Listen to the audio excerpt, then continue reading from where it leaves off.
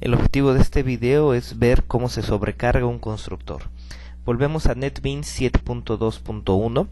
A la izquierda nos aparece el proyecto 2, que tiene un paquete llamado PRY1. Esto comprueba que no se necesita a fuerzas que el único paquete que haya, que pudiera ser el refault, no se haya modificado de nombre y no se llame igual que el proyecto. Bueno, en él hay dos clases, otra vez PRY1 Java, que nos sirve únicamente pues para hacer pruebas de cómo funciona nuestra clase y la clase círculo. En la clase círculo que se vio anteriormente no existían estos comentarios. Esos comentarios, ¿para qué nos pueden servir? Bueno, hay herramientas en Java que si nosotros colocamos los comentarios de cierta forma, por ejemplo, colocando un prefijo, en un símbolo de prefijo, arroba, y ciertas palabras clave que uno puede modificar o que toma uno las que hay por default, ese software externo de NetBeans, que son como plugins, puede tomar toda esa información que se coloca y generar una documentación automáticamente de nuestro código. Es decir, saca todos estos bloques de documentación que están al inicio de la clase y antes o en medio de los métodos. Aquí están antes de los métodos y entonces genera una documentación del método. Aquí se pusieron ciertos datos nada más. Ahora la clase método sigue estando privada su propiedad radio.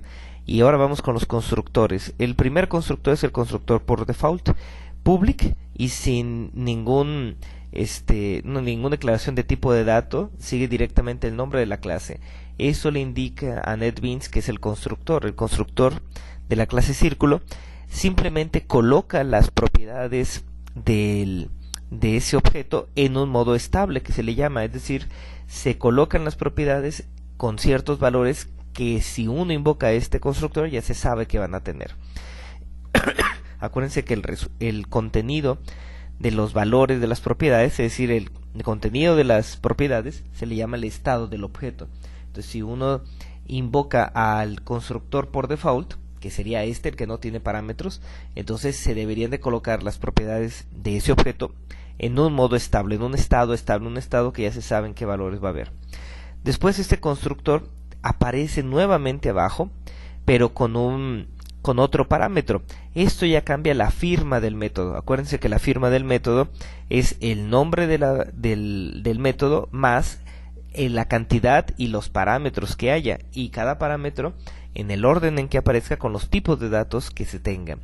Entonces, al tener dos constructores del mismo tipo, caemos en el caso de sobrecarga de métodos. Algunos dicen que sobrecarga de métodos es un tipo de polimorfismo. Digamos que teóricamente no es el polimorfismo más puro, pero aceptemos que es un tipo de polimorfismo para algunos. Entonces, si se invoca al constructor de la clase pero se le pasa un parámetro entero, quiere decir que es el radio, y entonces se asignará directamente ese valor a la propiedad del radio. Fíjense aquí cómo se hace la diferencia. Dis.radio es la propiedad y radio es el parámetro que llega. Con dis estamos indicando que es este objeto en esta propiedad, ahora sí toma el valor del parámetro radio. Pero hay otro constructor más adelante. Aquí están los métodos get y setRadio. GetArea. Bueno, no, este no tiene otro constructor aparte, pero tiene sobrecargado también el getArea. El getArea, en un ejemplo anterior, daba el cálculo directamente de pi por radio al cuadrado. Pero en este otro getArea se recibe el valor del radio y entonces en ese momento se utiliza para calcular el área. Fíjense cómo se sobrecarga otro método aparte del constructor. Y por tercera ocasión otro método, el mismo getArea, recibe un valor y un tipo. Este sería qué valor es el que se envía y el tipo.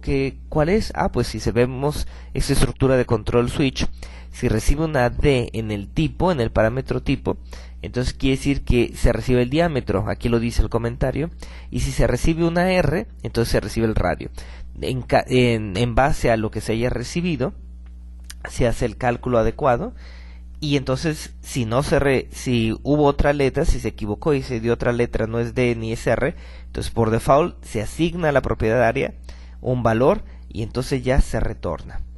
Alguien podría decir que este getArea pudo haberse hecho más breve en los cases si en lugar de asignarlo a una variable que se gastó espacio vaya en esa variable, se hace directamente al return. Entonces pondríamos un return aquí, otro return aquí y otro return aquí, lo cual sintácticamente estaría correcto, pero hay una buena costumbre de programación, una buena práctica que indica que todos los métodos deberían de tener solamente un único punto de salida de datos. Es decir, si es una función, porque regresa float, no es un void, si es una función, debería tener solamente un return.